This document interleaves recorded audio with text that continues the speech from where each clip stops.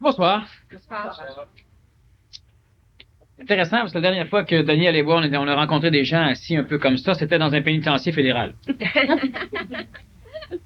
Êtes-vous prisonnier de vos enfants? Non. Oui, oui, oui. Non. Oui, bon. Alors, vos enfants sont-ils prisonniers de vous? Peut-être.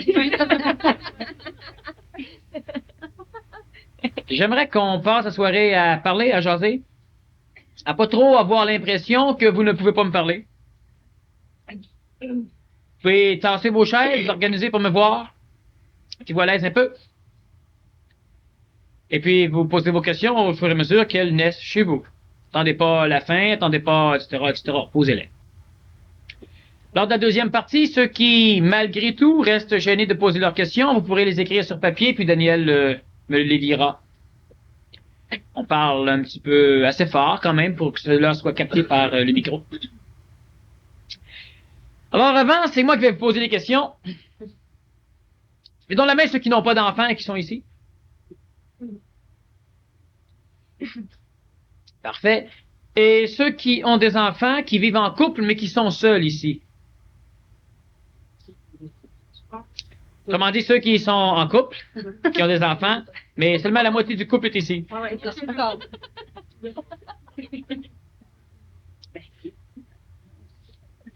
Parfait, vous pouvez baisser vos mains.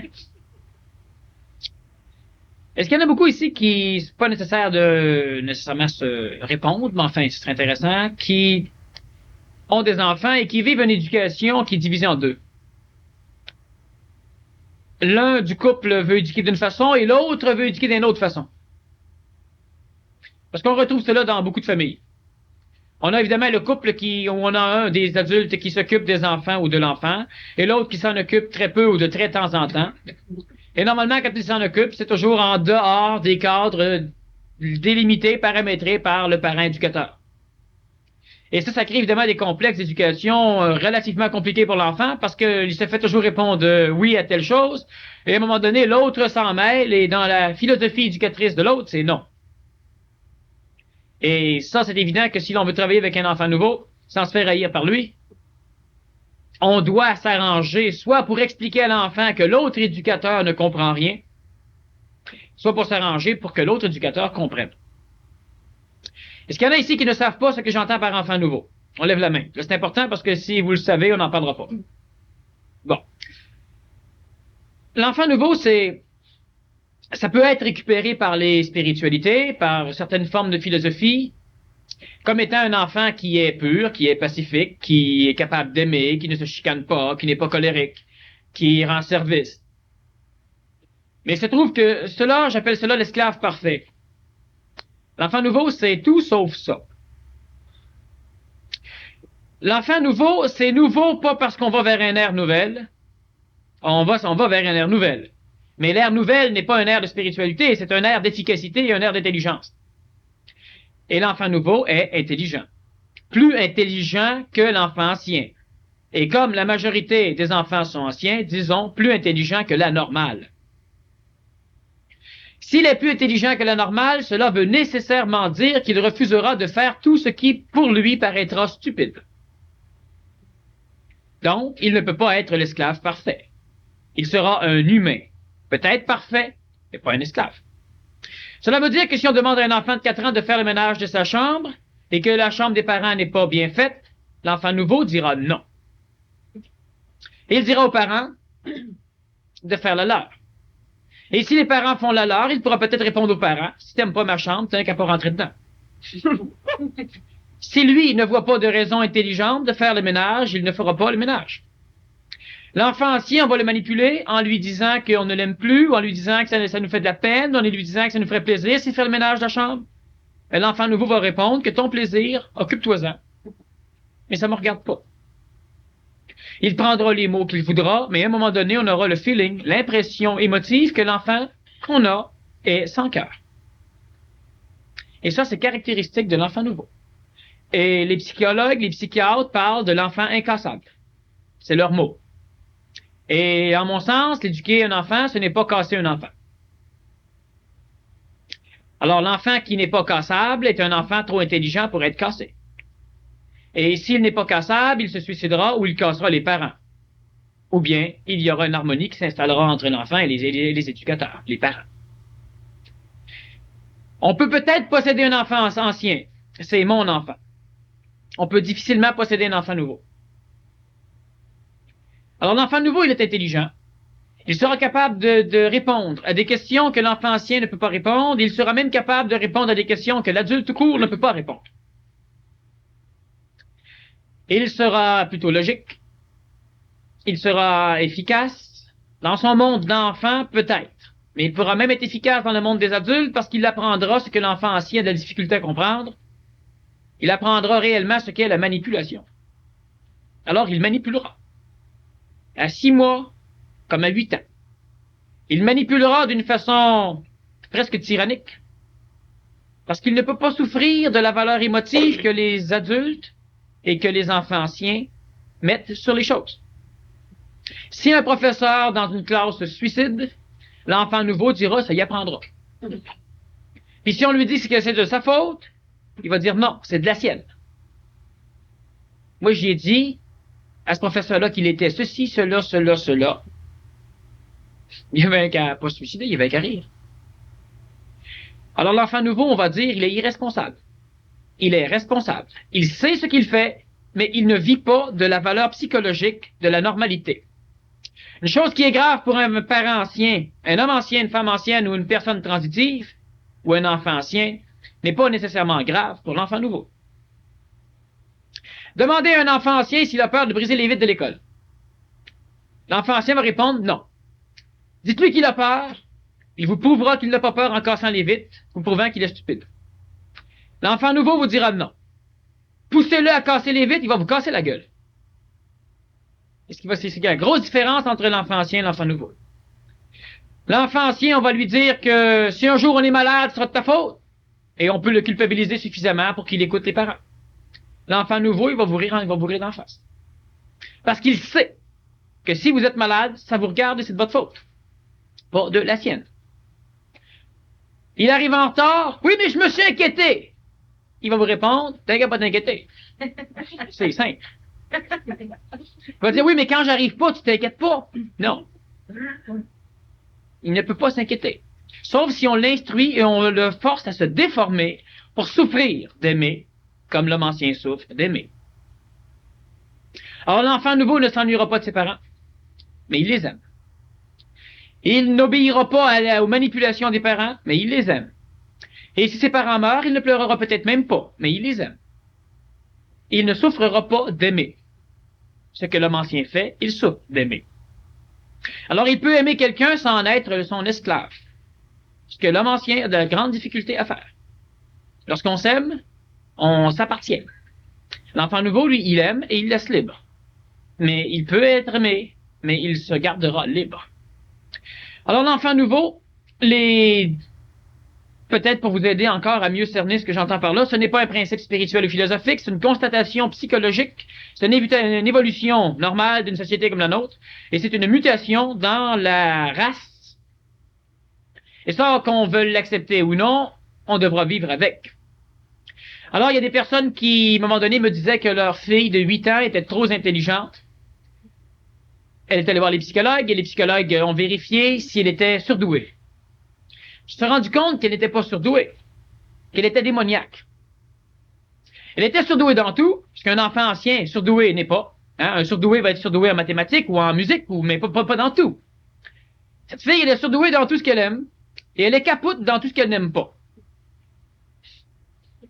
Mais quand on parle de surdoué, dans ce qu'elle aime.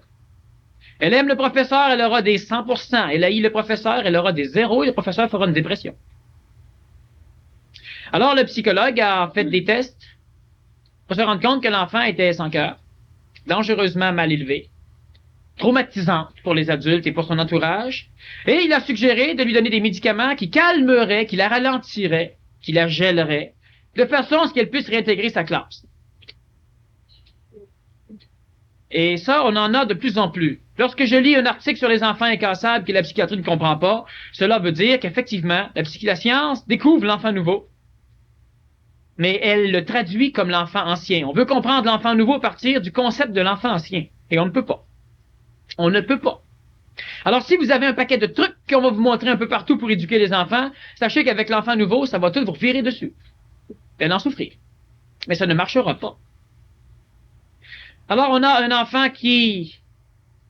de 4, 5, 6 ans, à qui on demande d'aller nous chercher des cigarettes au magasin. Et l'enfant nous répond, c'est toi qui fumes, va donc les chercher. L'enfant ancien ne ferait pas ça. Il va te donner 50 cents. Pas de problème. Quand j'aurai fini et j'aurai rien à faire, puis ça me tenterait, j'irai. On ne peut pas acheter un enfant. Bon, il y en a qui se reconnaissent des choses, c'est intéressant, mais... Alors, qu'est-ce qu'il fait? L'enfant nouveau, il a un corps physique différent de l'enfant ancien, surtout au niveau du cerveau et au niveau du système endocrinien. Qu'est-ce que c'est que le système endocrinien? C'est un système d'hormones, de glandes hormonales qui sécrètent des hormones directement dans le sang. Et quelques-unes sont reliées au système exocrinien, vont sécréter des choses à l'extérieur, comme les larmes, comme la transpiration. La grande majorité de l'émotion de l'homme est transmise, exprimée par son système endocrinien et exocrinien. Trop d'émotions, on va pleurer. C'est le système glandulaire. On va rire. Système endocrinien qui déclenche des réflexes. On va avoir une tachycardie, une accélération cardiaque, sécrétion de catécholamine, d'hormones surrénales, adrénaline, noradrénaline, etc. On aura peur, on va rougir, dilatation des vaisseaux périphériques, donc beaucoup plus de sang en périphérie, donc on paraît rouge. On va devenir blanc comme un drap, vasoconstriction, donc les vaisseaux se serrent, il y a moins de sang, on devient blanc. On aura une augmentation de la pression, c'est normal, s'il y a une vasoconstriction puis que le cœur se met à pomper plus, tout est relié au système hormonal, on aura une augmentation de la pression, on aura une perte de pression, on aura tout ce que vous connaissez quand vous êtes en colère, quand vous êtes jaloux, quand vous exprimez de l'émotion. Étant donné que le système endocrinien de l'enfant nouveau est quelque peu différent, ben nécessairement son émotivité ne sera pas exprimée comme celle de la personne ancienne. Et l'adulte va dire, oui, mais qu'est-ce qui fait que cet enfant est différent biologiquement? C'est que vous êtes différent. Les parents qui ont des enfants nouveaux sont déjà biologiquement différents. L'être humain de v'là 2000 ans n'était pas comme celui d'aujourd'hui. Il avait les mains larges, il peut tenir des grosses épées. Lorsqu'il prenait quelque chose, il le prenait fort parce qu'il ne pouvait pas contrôler suffisamment son système musculaire pour devenir délicat. Et il ne pouvait pas penser à la même vitesse que nous autres. Il ne pouvait pas agir comme nous autres. Il avait un corps plus petit, plus trapu, plus solide. Mais la mutation, l'évolution génétique fait qu'en mélangeant les corps et en mélangeant les races, d'ailleurs, c'est pourquoi les religions théologiques interdisent les mariages consanguins. Ça altère la génétique, entraînant des corps débiles et qui font des êtres humains pas forts. Alors, on veut pas, à un moment donné, vous mutez. Et toute votre évolution se cellularise. C'est-à-dire qu'au fur et à mesure que vous changez dans votre vécu, de temps en temps, certains codes génétiques de certaines cellules changent. On appelle cela des caractères récessifs. Ça ne paraît pas. Et à un moment donné, si vous devenez pacifique après 25 ans, 30, 40, 50 ans de vie, et vous n'avez aucune technique à faire, vous êtes plus calme, c'est maintenant cellularisé. Votre code génétique le porte. Ce sont des caractères dominants. Ils paraissent.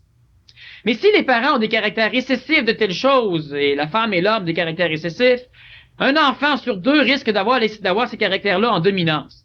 Donc, ça paraîtra chez l'enfant, même si ça ne paraît pas chez les parents. Et un des deux enfants peut être ancien et l'autre nouveau. Comme ils peuvent tous être anciens, comme ils peuvent tous être nouveaux. De plus en plus au Québec, il y a de moins en moins d'enfants qui naissent pour des raisons écologiques, mais les enfants qui naissent sont de plus en plus nouveaux, surtout depuis 1970, 72 disons. Et il y a des exceptions avant, et c'est de plus en plus croissant. Alors, il y a des mutations qui s'expliquent par la génétique. Je ne veux pas ce soir parler de génétique. À un moment donné, peut-être s'il y a intérêt, on le fera, mais pas pour l'instant. On parlait surtout de comment vivre avec l'enfant nouveau. Et ces enfants, qu'est-ce qu'ils font? Ils peuvent premièrement réfléchir énormément de fois plus vite que l'adulte, parce que leur système neuronique est différent. Donc, ils pourront comprendre plus vite que la majorité des adultes. Et évidemment, ils pourront donc manipuler les adultes avant que ceux-ci se rendent compte qu'ils se font avoir. Mais qui sont plus rapides. Ils auront des farces très subtiles, parce que plus intelligents, plus rapides, des farces qui demandent quelque chose. Ils seront rusés, et ce sont des enfants qui vont aimer travailler seuls. Ils n'auront pas besoin d'être en gang. Ils peuvent être déformés, puis devenir en gang. Ils deviendront les chefs de gang. Ils n'accepteront pas d'être en bas. Ce sont des enfants qui voudront créer, qui voudront construire des enfants à qui on ne devra pas acheter des jeux imbéciles. J'en voyais un aujourd'hui, c'est un enfant ancien, le jeu est parfait pour lui.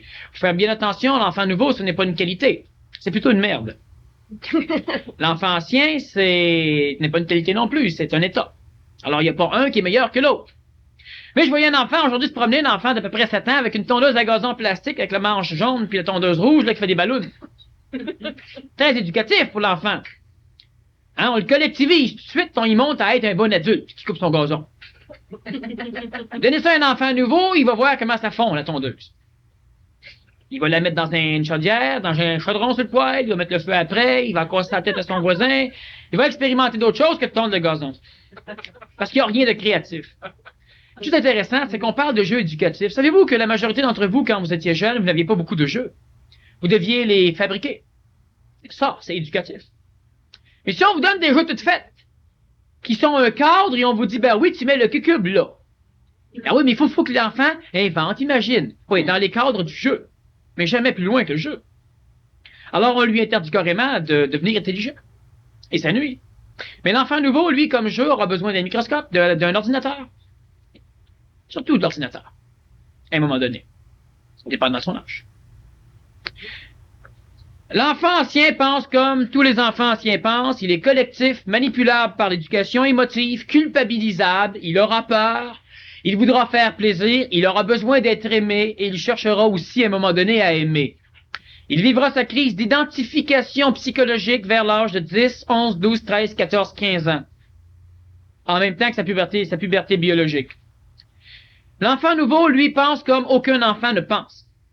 Il n'est pas stéréotypable, il est difficilement programmable, il ne veut pas se collectiviser, il vivra sa crise d'identité psychologique entre 3, 4, 5 et 6 ans.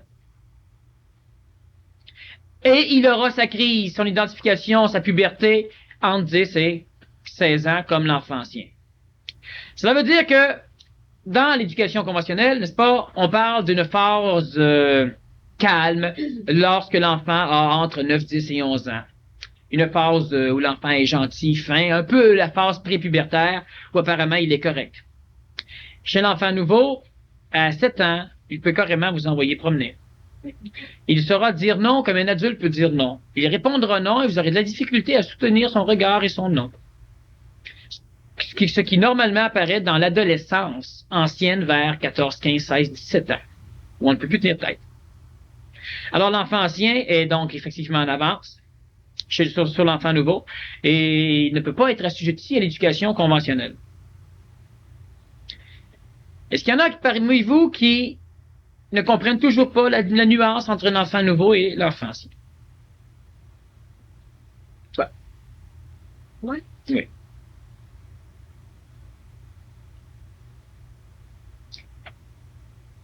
J'ai de la difficulté à comprendre, mais j'aimerais pouvoir comprendre, savoir quoi faire avec eux autres, comment les éduquer, est-ce que tu en comment as? les élever. J'ai des Travailles-tu enfants, avec des enfants comme j'ai expliqué? non. Et d'après ce que je peux voir, les miens, ils sont anciens, ils ne sont pas nouveaux. Est-ce que selon toi, c'est grave qu'ils soient anciens ou nouveaux? Je ne sais pas. C'est pas grave. C'est important que tu le saches. Est-ce qu'ils peuvent devenir nouveaux? Ça va de toi. Comme d'ailleurs n'importe qui ici. Maintenant, ce qui est bien important de comprendre, ce n'est pas une qualité d'être nouveau ou ancien. La personne dirait, ouais, mais moi, j'ai des enfants anciens, bon. C'est merveilleux, t'as moins de problème. Non, c'est un fait. Puis l'autre, ah, mais moi, j'ai des enfants nouveaux. Ouais, espérons que tu vas vivre vieux. Faire bien attention. L'enfant ancien, c'est ce qu'il y a de mieux. Sauf qu'il est facilement assujettissable à une programmation collective. Il peut devenir un enfant savant. Il ne saura jamais ce qu'il va faire dans la vie, mais il va bien le faire parce qu'il est payé, parce qu'on est content de lui, parce qu'on donne une médaille. On donne du gâteau, une carotte. Il peut marcher. Comme la majorité des adultes font. Ils ne savent pas pourquoi ils vivent, ils ne savent pas pourquoi ils travaillent, mais en tout cas, ils le font. C'est normal, tout le monde le fait. L'enfant ancien, lui, par contre, s'il ne voit pas d'utilité à la vie, il va aller voir l'autre côté ce qui se passe. La deuxième cause de mortalité au Québec, c'est le suicide chez les enfants. Deuxième cause de mortalité infantile. Elle est en croissance pour devenir la première cause. Et si les pédagogues ne se réveillent pas, les pédagogues, ça veut dire médecins, psychologues, psychiatres, parents, éducateurs, enfin tous ceux qui ont attrait à l'éducation de l'enfant, s'ils ne se réveillent pas, de plus en plus, ces enfants-là qui sont parfaitement géniaux vont simplement se suicider. Et on va dire, oui, mais c'est pas intelligent de se suicider. Pourquoi? Toute la théologie de l'homme ancien dit que lorsque l'on meurt, on va dans un monde meilleur. C'est donc intelligent de mourir pour aller dans ce monde meilleur au plus sacré. Et l'enfant nouveau est intelligent. Si l'absurdité du monde ici leur saute d'en face, ils vont voir ailleurs. Et si ailleurs, dans sa planète, il n'y a rien, ben ils se suicident simplement. Puis ça, il y a beaucoup de personnes qui disent, ben voyons donc, ça change rien aux statistiques. La deuxième cause de mortalité en bas de 15 ans est le suicide. Et elle est en croissance. Alors que l'on veuille, que l'on dise non, que l'on dise ce que l'on voudra, il faudra à un moment donné que quelqu'un se réveille, puis quand on se rend compte, moi, mais cet enfant-là était malade. Oui. C'était quoi les symptômes de sa maladie? Individuel, pas collectivisant, déteste les jeux de groupe, très intelligent, même trop. Un enfant jamais trop, mais en tout cas, on dit trop intelligent. Comme sans cœur, difficile d'approche, hyperactif. C'est exactement ça, l'enfant nouveau. Puis qu'est-ce qu'il fallait lui donner? Quelque chose pour qu'il comprenne puis qu'il fitte dedans.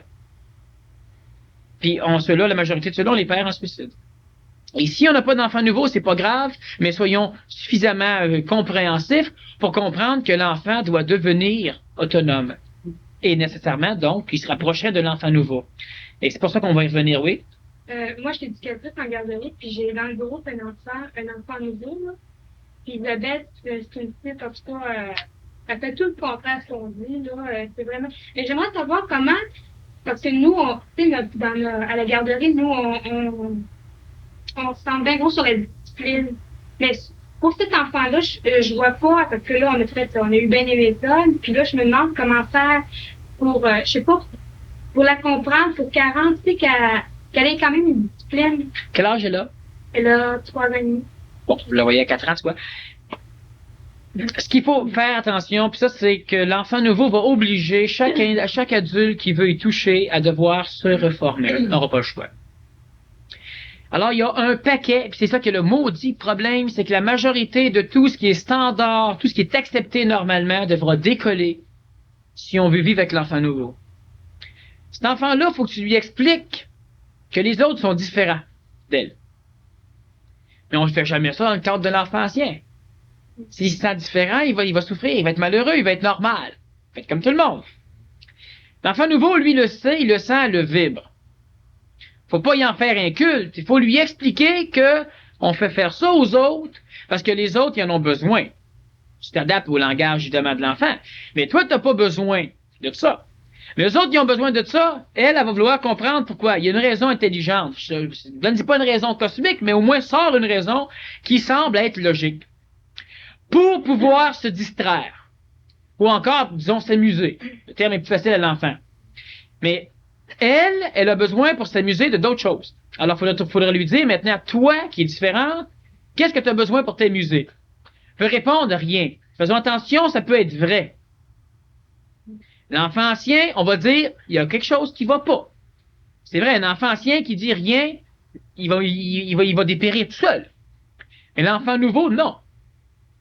Alors, tu peux lui dire, est-ce que tu aimerais que je parle avec toi? Elle peut répondre non.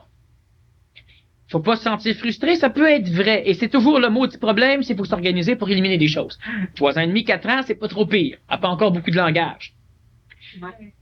Sauf, Elle en a pas mal. oui, elle n'a pas comme un adulte en a, mais elle peut en avoir plus que bien d'autres. Ben, ouais, c'est justement. Oui, puis que son langage, elle va manipuler. C'est pour ça que je te dis qu'il y a une chance qu'elle n'a pas trop de langage encore. Mais c'est évident qu'elle va en développer du langage parce que la parole, c'est par là que l'intelligence se développe. Fait que nécessairement, l'enfant nouveau va parler. Alors, il faut que tu arrives à en faire un ami. De quelle façon? Premièrement, d'instinct, l'enfant nouveau va voir que tu viens de changer de cap. OK? Tu agis toujours d'une certaine façon, puis à un moment donné, tu changes de cap. Tu ne trusteras pas ça. Il a vu suffisamment d'individus changer de cap 2 semaines puis revenir dans leur cap traditionnel programmé, habituel. Tu ne trustes pas ça. Alors, il va falloir que tu changes de cap. Il va falloir que tu lui expliques bien des choses. Il va falloir répondre à toutes les questions. Mais il va falloir aussi devancer les questions. Alors, il faut être anégoïque. De dire à cet enfant-là que toi, tu es peut-être arriéré. Mais, puis elle, peut-être pas. Et la majorité des enfants nouveaux considèrent que tous ceux qui les entourent sont arriérés. Pourquoi? Ben, pour la simple raison que, voyons donc, quelqu'un vient de voler une pomme, là, puis l'autre, elle gueule, puis elle crie. Tu sais, quelqu'un qui est intelligent, il va dire, il y a un problème. Oui, mais il fallait pas, faut le montrer. Oui, oui, mais c'est pas une raison d'être dans un état émotif où toute ta vie semble finie. Où toute ta journée va être sur le derrière. L'enfant nouveau, il trouve que t'es arriéré. Pour une pomme. La discipline, comme l'enfant nouveau comme l'enfant ancien, ont besoin absolument d'être paramétrés. OK? Pourquoi? Maintenant, les paramètres changent. Quand l'enfant pose une question, s'il n'y a pas de réponse à sa question, nécessairement, c'est l'ego qui pose la question. Puis comme il pose la question par rapport à des choses neuves, qui ne connaît pas réponse, il va vivre de l'insécurité. En le paramétrant, ben, tu lui donnes des réponses, même si ces réponses-là sont fausses dans la réalité de l'adulte, peuvent être réelles dans la réalité de l'enfant. OK? Tu donnes des réponses qui vont quand même le rassurer. C'est comme si tu lui dis, oui, mais ça, là, pose-toi pas ces questions-là tout de suite. Dans 2 mois, ou plus tard, ça peut être suffisamment sécuritaire. Mais si on essaye toujours de vouloir y répondre, puis que nous-mêmes on est foqué, ben l'enfant, à un moment donné, finit par tout à fait insécure. Alors, la discipline, c'est quoi la discipline? C'est l'obligation, parce que n'importe quelle discipline, c'est un paramètre, une barrière qu'on place autour d'un individu pour l'empêcher de s'expandre. Alors, on peut mettre une discipline l'empêchant de réfléchir. On peut mettre une discipline l'empêchant de créer. On peut mettre une discipline l'empêchant d'agir ou l'empêchant d'avoir trop de fun. Une discipline, ben, quand tu dépasses tant de décibels de bruit, il faut que tu arrêtes. Donc, tu l'empêches de trop s'amuser. Créer, ben, s'il décide de faire une belle murale, tu l'empêches de le faire. C'est un cadre qui l'empêche donc de créer. On va dire, oui, mais c'est quand même écologique. Tu sais, si tout le monde se met à barbouiller ses murs de la garderie, même si c'est un cadre limitatif, ça peut être très écologique. Mais ça, pour que l'enfant nouveau l'accepte, il faut qu'il comprenne c'est quoi l'écologie. Premièrement, cet enfant-là, si tu lui dis qu'il était normal, il va te dire, oui, mais pourquoi les autres, ils sont aussi cons?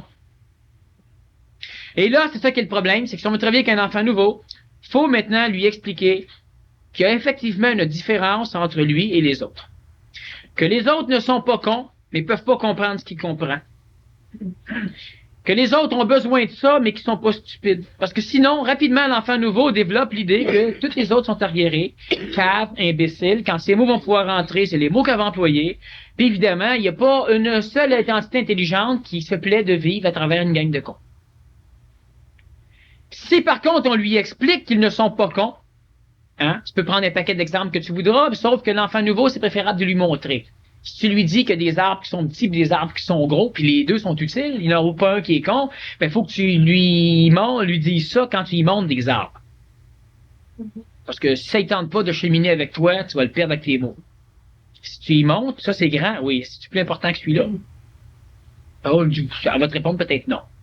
Ben, les humains, c'est pareil. Ça fait un clic. Tu prends le temps qu'il faut, mais elle, cette personne-là, l'enfant nouveau, donc Isabelle, devra apprendre qu'elle est effectivement différente, qu'elle est anormale, donc qu'elle est naturelle. Mais normalement, dans la psychologie ancienne de l'éducation, être anormal, c'est un défaut. Sinon, un péché. Mais quand on est naturel, on est nécessairement anormal. Hein? Si on est normal, on peut pas être naturel. Normal veut pas dire correct. Normal veut dire comme tout le monde. Si tout le monde crie, c'est normal de crier. Si tout le monde fait silence, c'est normal de faire silence. Mais si tout le monde a peur des souris, ça sera normal d'avoir peur des souris. Et c'est pas parce que c'est normal que c'est nécessairement intelligent. Alors, de quelle façon? Ben, il faut que l'éducateur accepte de se déformer, accepte de devenir un complice de l'enfant. Si elle dit oui, mais mes parents ne comprennent rien, il faudra que tu lui expliques que ses parents ne peuvent pas comprendre parce que ses parents sont aussi différents. Autrement dit, il faut quasiment que tu t'organises pour dissocier l'enfant nouveau de tout ce qui est ancien. En faisant très attention pour ne pas monter l'enfant nouveau contre tout ce qui est ancien. Mais ça ressemble à ça, l'éducation. Pourquoi? Parce que si tu aurais une garderie et tu es un enfant nouveau, ça va bien. Mais il faut quand même que tu leur expliques que dehors, c'est pas pareil. C'est quel mot du gros problème? On veut être normal. Tu veux éduquer ton enfant à manger convenablement. Mais s'il va à l'école, il va manger comme un trou. S'il va au restaurant, s'il va ailleurs, s'il suit la gang, il va manger tout croche. Alors, comment lui faire comprendre que c'est correct que tu l'instruis, vu que la société l'instruit carrément différemment? Mais il faudra que tu lui expliques que la société, elle n'est pas correcte. Alors, là, peut-être qu'il va commencer à accepter ce que tu veux lui donner comme éducation, parce qu'il va comprendre pourquoi que les autres ne le font pas. Mais on ne veut pas faire ça. Tous ceux qui sont ici, qui sont en couple, mais il y en a un des deux qui éduque d'une façon, puis l'autre d'une autre façon, ben, il faut finir par expliquer à l'enfant que l'autre, il comprend rien. On va dire, oui, mais on n'est pas pour monter l'enfant contre le père ou contre la mère. Ben, vous avez le choix. Il va se monter contre vous deux, ou il va travailler avec un des deux. Puis ça, c'est très important. Chez l'enfant ancien, c'est important aussi qu'il accepte les deux phénomènes d'éducation en comprenant. Mais chez l'enfant nouveau, c'est primordial parce que s'il ne voit pas l'intelligence dans les deux formes d'éducation, s'il me dit que je peux faire ça, puis l'autre, il me dit non. L'enfant de 3 ans qui décide de se promener tout nu dans la maison.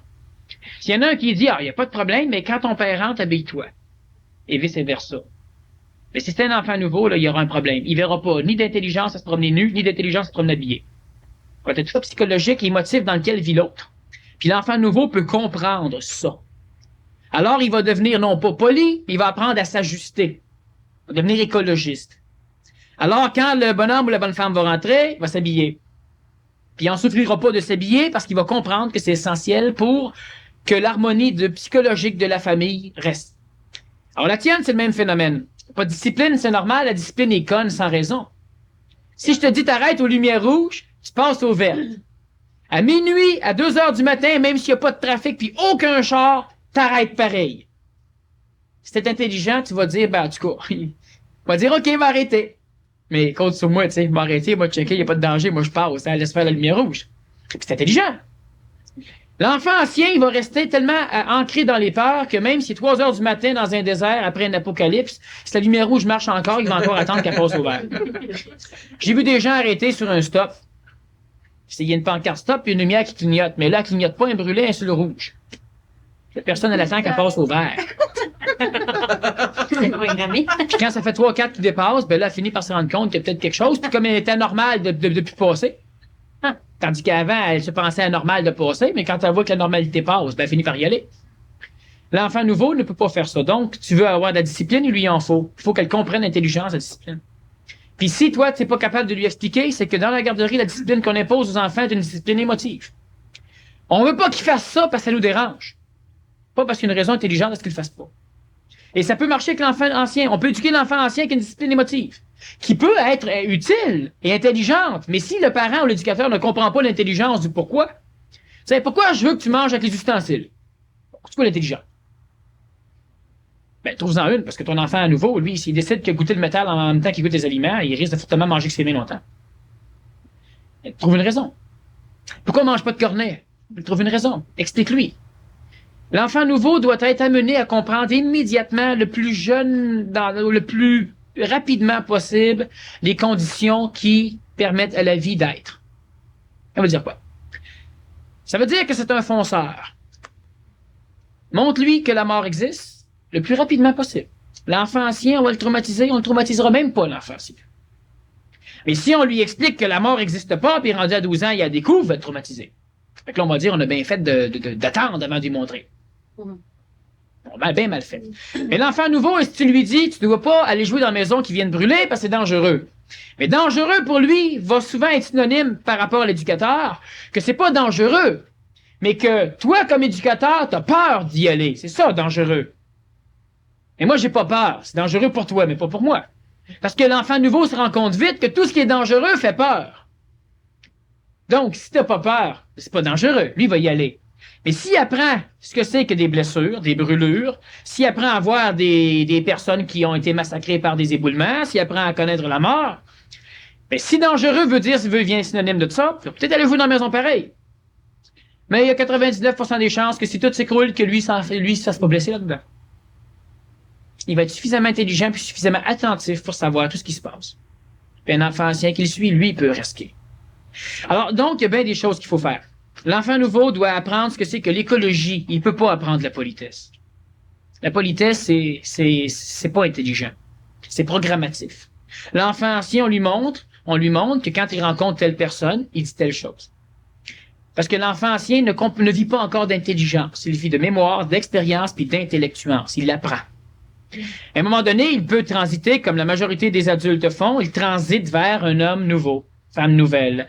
Ils finissent par avoir des maudites idées dans leur tête que personne n'a eues. Puis ils finissent par se dire, mais je pense que j'ai raison. Puis là, s'ils vérifient, ils vont se rendre compte qu'ils ont tort, puis ils peuvent se faire récupérer. Mais l'enfant nouveau, souvent, lui vérifiera même pas. Il va vérifier 2-3 fois avec toi, puis si ça marche pas, il vérifiera plus. Parce que 3 fois que ça marche pas, tu essaies d'y changer ses idées. Il veut pas. Il va se fermer la boîte. Alors, l'enfant ancien, on lui montre à être poli, c'est-à-dire qu'on lui montre à vivre en société. À ne pas marcher sur les pieds des autres, à ne pas toujours déranger tout le monde, c'est-à-dire qu'on lui montre qu'on vit dans un cadre écologique où chaque élément est important, puis qu'il y a une harmonie qui va exister quand l'évolution de tout le monde plaît à tout le monde. C'est ça, vivre en société. Mais l'enfant nouveau, lui, il rentre dans la société, puis là, quelqu'un veut faire une peinture, il fait une peinture, c'est de l'expression. Un autre se met à chanter, c'est de l'expression. Lui, il décide de faire telle chose, ça frustre tout le monde. Alors, lui, il n'a pas le droit de s'exprimer. Lui, il n'a pas le droit de penser. Lui, il n'a pas le droit d'avoir des idées. Toi, tu aimes Jéhovah. Toi, tu aimes Yahvé. Lui, il trouve que c'est con. Les deux se mettent dessus pour le ramener quelque part. Alors, nécessairement, lui, on lui interdit quasiment toujours de tout faire. On lui dit, ben oui, mais sois normal. Ça, c'est assez pour qu'il se suicide. Ça y pue au nez, c'est impeccable. Alors, qu'est-ce qu'il faut faire? Ben, faut lui montrer à être écologique. À 3 ans, 4 ans, c'est le temps. Faut lui montrer c'est quoi être écologique. Ben, il faut vivre avec. Pas rien que la parole. Tu lui dis que moi, j'ai un règlement qui me dit de ne pas marcher là où tu te trouves. C'est une discipline. Parce que si je marche là où tu te trouves, je te boule, je te renverse à terre, je te fais mal, je te pile dessous. Puis, moi, ça me dérange pas de t'écraser. Mais toi, trouves-tu ça correct que je t'écrase? On va dire non. C'est ça la discipline. Alors moi, je me discipline à devoir passer autour de toi. Puis quand toi, tu te promènes avec ton chariot, puis tu viens marcher dans mon terrain, c'est la même chose. Tu me renverses. Pas de la même façon. Puis là, continue à jaser avec, amène-la. Puis à un moment donné, elle va comprendre c'est quoi la discipline. Elle va comprendre c'est quoi l'écologie. Elle va dire, OK, dans un monde de cons, il faut que je fasse comme si j'étais con. Comme ça, tout le monde pense que je suis intelligent, vu que je suis con comme eux autres. Elle peut te dire ça. Tu lui réponds, c'est en plein ça. C'est ça. C'est relatif, tout est relatif. Donc, con ou intelligent, ou etc. Mais de son point de vue à elle, c'est en plein ça. Dis pas que c'est pas ça. Mais non, ils sont tous intelligents, mais c'est parce qu'ils ne comprennent pas. Elle va dire, ben c'est ça que je dis, ils sont cons. De son point de vue à elle. Si tu lui dis, c'est en plein ça. OK. Elle va peut-être penser que tout le monde est con, mais elle va vivre disciplinée. À travers l'écologie des autres, elle nuira plus aux autres, elle souffrira pas d'être dans ce monde-là. Puis après ça, faut que tu lui expliques qu'en observant les autres, tu vas découvrir ce que c'est que toi.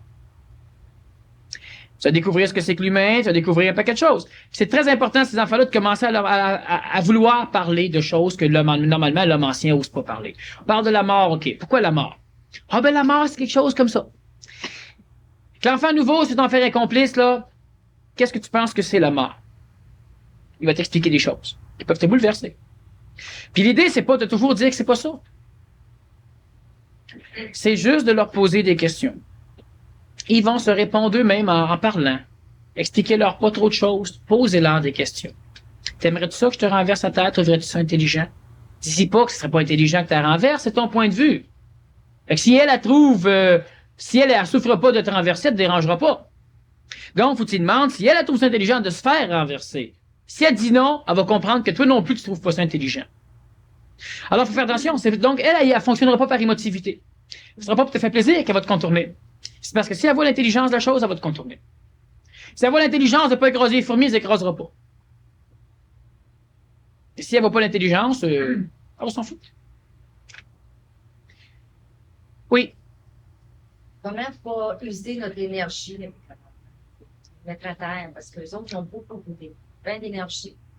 Puis on dirait qu'ils viennent nous la gober. Non, le problème qu'il y a, c'est que l'enfant nouveau est pas un têteux. L'enfant ancien est un têteux d'énergie. Passant, le mot têteux, c'est le mot le plus parfait, c'est un vampire. Sauf que c'est pas péjoratif, c'est pas un défaut, c'est normal. L'adulte aussi est têteux, c'est correct. On a fait une conférence dernièrement sur la sexualité de l'homme nouveau et la sexualité de l'évolution. Se nourrir des ondes de forme, se nourrir énergétiquement. Ben, c'est la même chose. L'enfant ancien aura besoin d'affection. Il va venir se coller. Il vient têter de l'énergie. Un enfant trop colleux va finir par vous fatiguer, par vous épuiser. Normal, il prend de l'énergie. Un enfant qui a toujours les mêmes problèmes, qui vient broyer, qui vient se plaindre, c'est comme un adulte. Il vous tête en énergie. Ça fatigue, ça écœure, ça épuise. On peut plus répondre après ça. On finit par être tanné. L'enfant nouveau, lui, par contre, fait pas ça. L'enfant nouveau, il avance à son rythme, mais toi, tu essaies de le suivre. Et tu t'épuises à vouloir le suivre. Mais lui, il te tête pas. Il y a une affaire importante, c'est que quand un enfant nouveau découvre qu'un adulte répond puis qu'un adulte veut devenir complice, il en profite, en sacrebleu. Alors là, il faut lui expliquer encore une fois c'est quoi l'écologie. Quand est-ce que c'est suffisant? Quand est-ce que tu as besoin de repos? Puis s'il te répond n'importe quoi, si ça peut être intelligent et écologique dans la circonstance, on lui répond oui. Je donner un exemple. L'enfant nouveau va répondre, si je comprends bien, il faut qu'on te pose plus que 3 questions, là, tu viens folle, tu capotes. Ben, tu réponds, effectivement, je capote. Puis quand je capote, toutes les réponses qui suivent, c'est des réponses qui valent rien. Fait que si tu veux avoir des réponses intelligentes, après 3 questions, laisse-moi en paix. Il va trouver que t'es folle, mais il t'achalera plus. Mais au fin fond de lui, après 2-3 jours, 2-3 semaines, il va savoir que t'es peut-être la plus brillante sur la planète. Il va apprendre à te respecter. Pas à te craindre, à te respecter. Il va décider que tu mérites respect. Il n'aura pas appris à te respecter. L'enfant ancien, il faut le lui montrer. Il ne l'apprendra pas. Sauf si on le laisse dans un cadre un peu plus souffrant pour le parent, un peu plus souffrant pour l'enfant, puis il va finir par découvrir l'intelligence des choses, puis il va lui aussi apprendre par lui-même. La même chose. Tu sais, tu honoreras ton père et ta mère s'ils sont honorables, dirait l'enfant nouveau. Et c'est en plein ça. L'enfant ancien, on peut le lui expliquer. L'enfant nouveau, il va vous maudire si vous voulez le paramétrer. Tandis que si vous méritez d'être respecté, il va vous respecter. Puis mériter d'être respecté, c'est quoi? C'est d'être capable de l'aimer intelligemment. Quand on aime intelligemment quelqu'un, on le respecte. Quand on le respecte, ça veut dire qu'on ne lui demande pas d'être ce que l'on veut pour qu'on puisse continuer à l'aimer. L'enfant nouveau, bon, c'est ton Isabelle. Elle décide 40, elle a des couches vertes. Punk. Des couches punk. C'est évident que ça frustre tout le monde. Elle a plus de couches à cet âge-là, j'imagine, mais disons, ça va frustrer tout le monde. Puis la gang d'enfants anciens collectifs vont tous vouloir avoir des couches vertes aussi. Ça va de soi. Faut être dans le vent. N'importe quel vent, mais dans le vent. Dans la collectivité. Sauf que si ça frustre les adultes et tous ceux-là, toi, si tu l'aimes, tu dis oui, mais moi je t'aime, tu sais, mais je t'aime bien plus quand tu as des couches blanches. Elle va comprendre que vous ne l'aimez pas, tu la respectes pas. Moi, je t'aime quand tu as cette peignure-là, cette couleur de cheveux-là, ces yeux-là, cet habillement-là, ce vêtement-là, tu marches de même, tu fais ça, là, je t'aime. Quand t'es pas dans ce cadre-là, j'ai bien de la misère à t'aimer autant. L'enfant ancien, pogne. Pour se faire aimer, il va accepter de se déformer. Ce que vous avez tous accepté de faire à un moment donné, puisque l'humain accepte encore de faire régulièrement et continuellement. Pas perdre l'amour de ceux qui nous aiment, puis pas perdre non plus la possibilité d'aimer ceux qu'on aime. On souffre d'aimer. Tandis que l'enfant ancien, lui, s'il décide de changer carrément son apparence, faudra simplement qu'on le remarque même pas. Parce que pour lui, c'est pas un drame, c'est naturel. Alors, s'il rentre avec ses couches vertes, avec ses couches vertes, on dit rien. On s'en rend pas compte. Alors, lentement, il va découvrir, premièrement, qu'il peut pas te manipuler par le choc. Et c'est ce que les enfants font. Manipulent les adultes par le choc. Il va bien voir que ça crée un effet chez autrui. Des enfants anciens avec son transitif qui vont jouer comme ça. Ils voient que ça crée des effets, mais pas sur toi. En partant, tu restes pas arriéré. En partant, si un jour l'enfant a des problèmes, il y aura l'impression que si t'en parles, vu que t'es la moins arriéré de la gang, il y a des chances que tu puisses l'aider. Mais il saura surtout que s'il vient te voir, il dit « Ouais, mais c'est parce que j'ai un problème, mes couches vertes, ils déteignent. J'aimerais ça avoir des couches vertes, mais qui déteignent plus. » Tu vas dire, c'est pas le genre de problème-là, moi, que je veux y aider. Ben, faudra. Respecte-la. Laisse-la être ce qu'elle est. Et donne-lui les outils pour qu'elle le soit encore plus. Certains parents ou éducateurs vont dire, ouais, ben, tu sais, ça va pas. Ça veut dire qu'ils n'ont pas accepté. Ça veut dire qu'ils ne respectent pas. Puis l'enfant nouveau a besoin d'être respecté parce qu'il ne pourra pas respecter ceux qui ne le respectent pas. Il n'y a rien à faire. Ça, c'est très, très, très important. Puis on va dire de l'enfant ancien de la même chose. Puis c'est presque vrai. Parce que vous savez que l'enfant ancien à la naissance, pas de grande différence de l'enfant nouveau. L'enfant nouveau est plus difficile à déformer que l'enfant ancien. L'enfant ancien est plus facilement déformable, collectivisable. Sauf que même l'enfant ancien, s'il est éduqué de façon intelligente, c'est évident qu'il va devenir un enfant nouveau. Ça veut dire quoi? Ça veut dire que tu veux le faire garder, tu le laisses quelque part, tu t'en vas 2 ans, tu reviens, il va te reconnaître, hein, mais il ne sera pas ennuyé pantoute. Ça veut dire il m'aime pas, oui, il vous aime. Mais il ne souffre pas de vous aimer. Donc, c'est parfait. Oui, Oui. on peut pas refaire tous les parents, les professeurs, les médecins. Qu'est-ce qu'on fait avec ça? C'est justement ça tout à l'heure que j'expliquais. C'est qu'on peut pas les refaire, mais les enfants vont finir par les refaire, ben, on les envoyer à la dépression. Ces enfants-là. Qu'est-ce qu'on fait? C'est qu'il faut expliquer tout de suite à l'enfant qu'il y a beaucoup d'adultes et beaucoup d'enfants qui ne peuvent pas les comprendre ou qui ne peuvent pas nous comprendre si on veut être complice avec eux autres parce qu'ils ne vivent pas comme nous. Ça va créer une forme de racisme, pas émotif, donc un racisme qui n'est pas dangereux. C'est un peu comme le racisme entre le gars en santé puis le gars malade. Le médecin, il va dire, toi, t'es malade. C'est une forme de racisme. Tu sais, l'autre, le médecin, le malade, il répondra pas, oh, pis toi, je suppose, t'es parfait. Il répond pas ça. Parce qu'il accepte d'être malade puis il accepte que l'autre soit en santé. Puis le médecin, le médecin va voir un patient, le patient dit, non, je suis en santé. Qu'est-ce que le médecin va dire? Il va dire, t'es en santé, c'est ça que ton camp. Quand tu seras malade, tu viendras me voir. Si l'enfant apprend que lui, il a quelque chose, puis que les autres sont différents, puis que les autres ne vivent pas dans le même monde que lui, même si on vit dans le même cadre écologique, c'est la même planète, ben il va comprendre. Toi, tu lui dis, il y a des adultes puis des enfants qui, eux autres, ont besoin d'avoir un patron. Ils ont besoin. Ils sont pas cons. C'est nécessaire qu'il y ait des humains qui aient besoin d'avoir un patron. C'est nécessaire qu'il y ait des humains qui aient besoin d'être patron.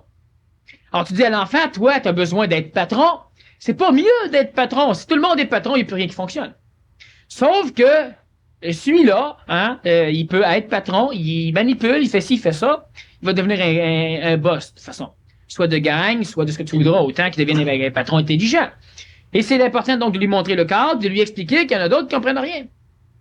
Bon, moi j'ai ma fille. C'est un enfant nouveau. À l'école, évidemment, les professeurs ne la comprennent pas. Il n'y a rien à faire avec ça. C'est une vraie folie. Les professeurs, j'ai déjà rencontré un professeur. Je devais tous les rencontrer. Mais ils sont mis en gang, ils m'ont rencontré en gang. Ils ont pensé sauver du temps. Il y en avait par sa tête.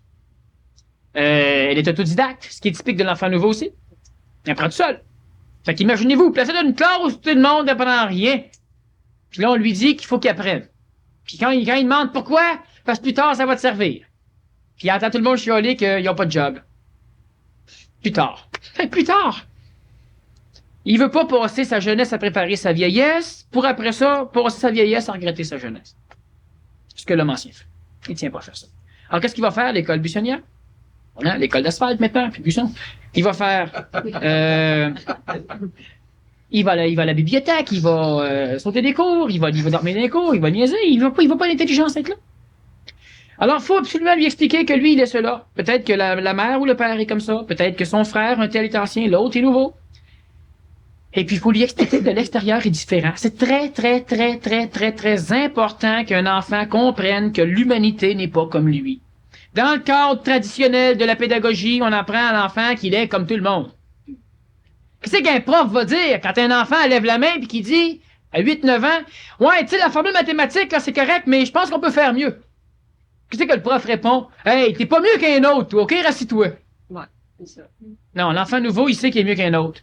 Mais si on lui a jamais dit puis qu'on passe notre temps à lui répondre qu'il est pas mieux qu'un autre, qu'est-ce qu'il va faire à un moment donné? Il va fuir cette maudite planète-là. Faut pas. C'est les plus brillants. Alors, il faut qu'ils comprennent qu'effectivement, il est plus brillant, même que le prof, que le professeur, dans son évolution, lui, peut pas supporter. Le professeur, c'est un adulte ancien qui est convaincu que l'intelligence dépend de l'âge puis de la forme physique. Il peut pas comprendre autrement. Fait que lève pas ta main dans la classe pour dire au professeur qu'il a tort. Il peut pas le comprendre, il peut pas le supporter. Fait que l'élève va dire, ouais, mais je fais quoi, moi, dans cette maudite classe-là? C'est le problème. Ben, on essaye de lui faire comprendre qu'il doit aller à l'école encore pour aller chercher un diplôme secondaire 5, parce que dans la société où ce qu'on est, sans diplôme secondaire 5, tu fais rien. Et puis, on peut lui expliquer, ça paraît bien bizarre, il y a bien des choses. Présentement, le problème, c'est qu'on a un enfant nouveau sur peut-être 15 enfants anciens. Donc, la société, tous les éducateurs quasiment sont anciens. Pas tous, la majorité. Il y en a quelques-uns qui sont transitifs. Puis cet enfant nouveau-là, il faudrait quasiment qu'on lui dise, ben, va pas à l'école. Mais on fait quoi avec maintenant qu'il ne va pas à l'école? Il a besoin d'apprendre des choses.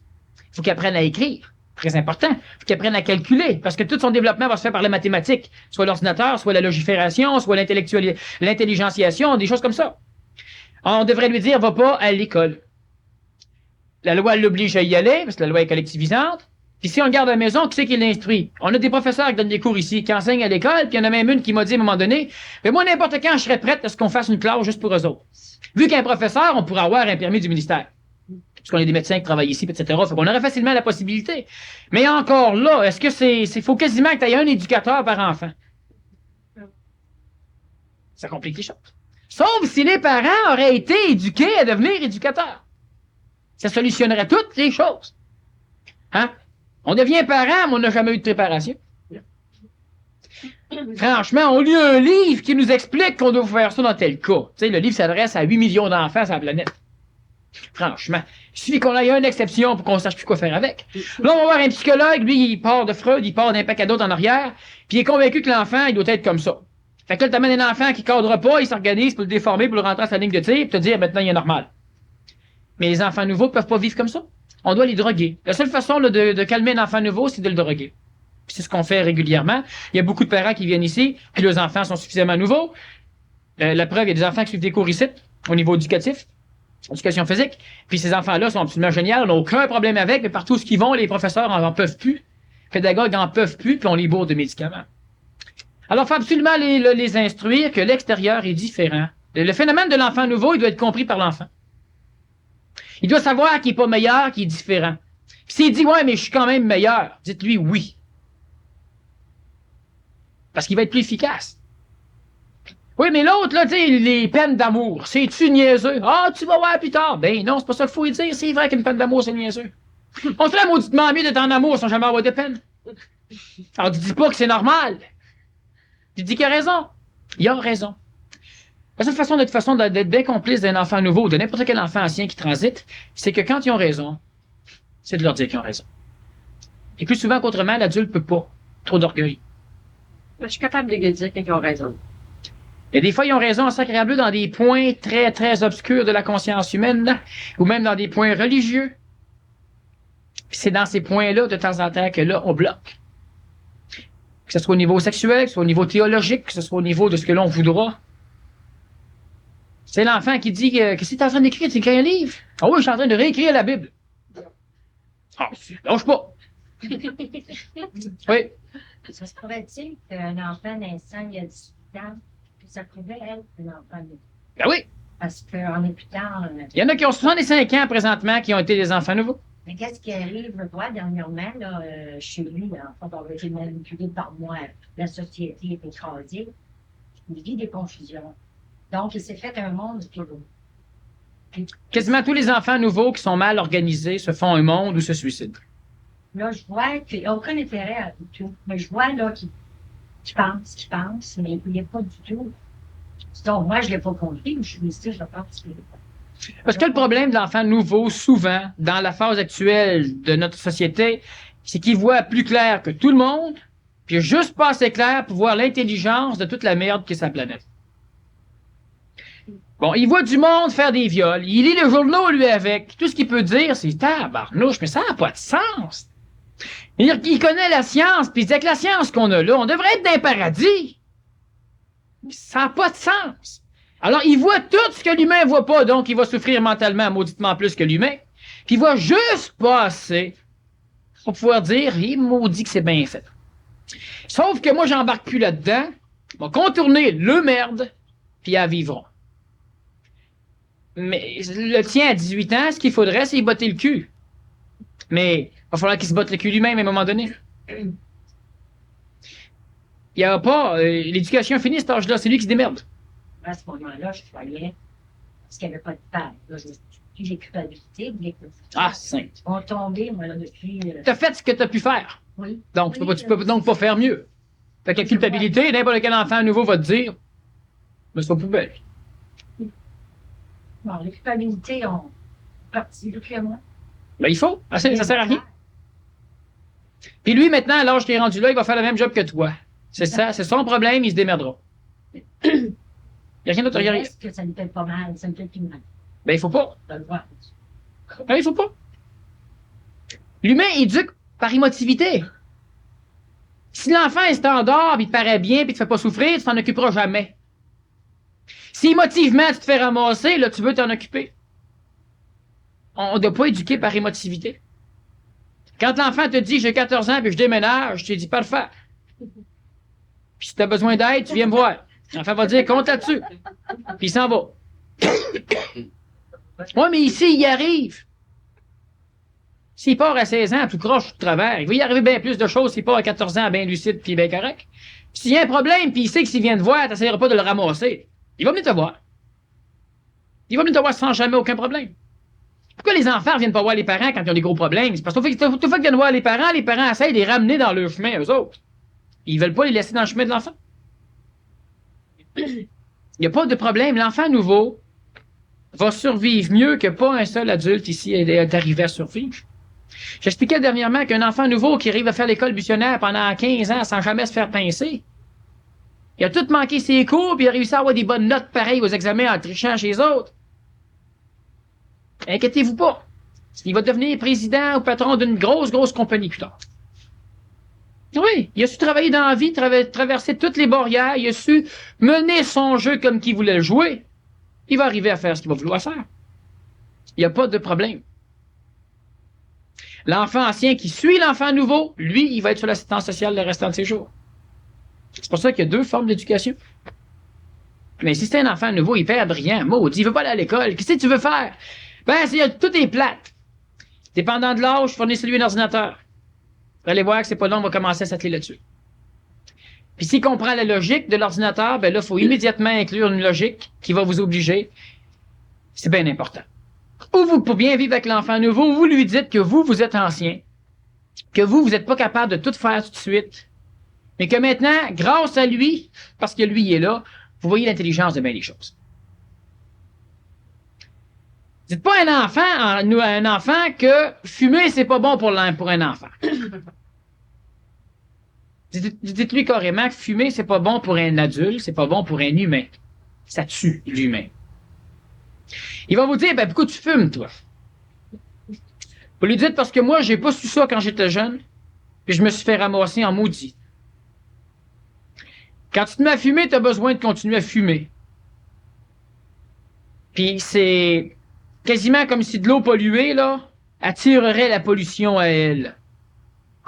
Quelqu'un, il se promène avec une canette, là, quand il voit deux rivières, une pure puis une polluée, il jette la canette où? Dans la polluée. La polluée est pognée. On va être dur de dépolluer.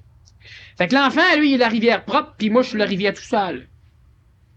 Puis parce que je suis tout sale, je le sais que la cigarette, ça tue. C'est pour ça qu'il faut pas que tu fumes. Puis moi, je fais tout pour arrêter de fumer, ça paraît peut-être pas, mais là-dedans, ça brasse en sacrableu. De toute façon, une fois par mois, je me ramasse dans ma chambre à broyer. Vrai, pas vrai. Il va comprendre ce que le message que vous lui passez. Alors, dites-lui pas, ouais, mais non, pour un enfant, c'est pas bon. Souvent, tous nos maudits problèmes, on explique à l'enfant que c'est correct quand on est un adulte. Faut buvez de la boisson, vous savez que l'alcool, c'est pas bon. Ça détruit le neurone du cerveau, ça détruit la gaine de myéline, ça empêche la conduction nerveuse de se faire rapidement, donc ça ralentit l'humain. Ah oui, mais tu sais, de temps en temps, une bière, ça dérange pas. Non. De temps en temps, une bière, ça dérange. Tout ce qui sert à rien dérange. Si vous en prenez, vous pouvez lui expliquer que vous autres, vous êtes de ce genre de monde-là. Si lui décide d'embarquer dans votre monde, il l'aura décidé. Il n'aura pas été programmé.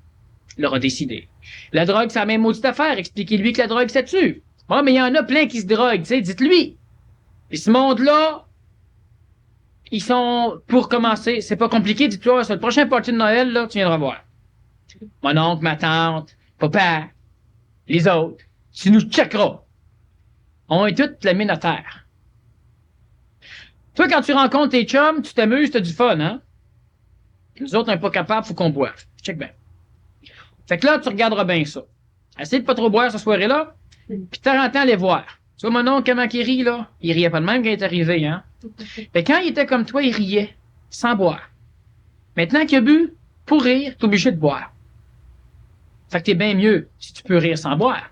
Parce que s'il n'y a pas de boisson, tu t'amuses pareil. Tandis que lui, s'il n'y a pas de boisson, il ne peut pas s'amuser. Alors, il y a plein de trucs. Ouais, mais tu sais, il aimera pas son oncle, il aimera pas. Il va aimer tout le monde, mais il va simplement comprendre. Fait que s'il s'en va chez son oncle, il va y aller une bouteille de bière. Lui, il en boira pas. Il faut expliquer à l'enfant tout de suite le monde dans lequel on est. Parce que si on ne l'explique pas, l'enfant va nous le placer en plein visage. Puis si on le refuse, on aura des problèmes avec cet enfant-là. Je répète qu'on a de plus en plus d'enfants nouveaux. C'est pas une philosophie. Puis ces enfants-là, ils n'ont pas peur. Ils ne vivent pas émotivement comme l'homme d'aujourd'hui vit. Puis comme l'homme du passé vivait. Il est nouveau. C'est pour ça que je l'appelle nouveau. Ça veut dire que s'il ne trouve pas d'intelligence dans ce monde-ci, il va aller voir ailleurs. Ça, c'est officiel. Question? Oui. L'enfant nouveau sait instantanément beaucoup de choses. Il arrive, puis il te dit il dit un fait, quelque chose qui s'est passé, que tu sais pas toi. Il te demande, c'est-tu vrai ça? Où tu l'as appris? Je ne sais pas, je le sais. Comment faire? Il répond, moi je ne le sais pas. Bon, on va revenir. Là, on va faire une petite pause, on va revenir là-dessus. Ça, c'est une chose très, très, très, très importante qui va traumatiser la majorité des adultes qui auront à faire face avec un enfant nouveau. C'est qu'il a, comme l'homme nouveau, accès à un savoir instantané. Philosophie, spiritualité, croyance, foi, non, ça n'a rien à voir. C'est une constatation. C'est un fait. Tu vas rentrer quelque part, les professeurs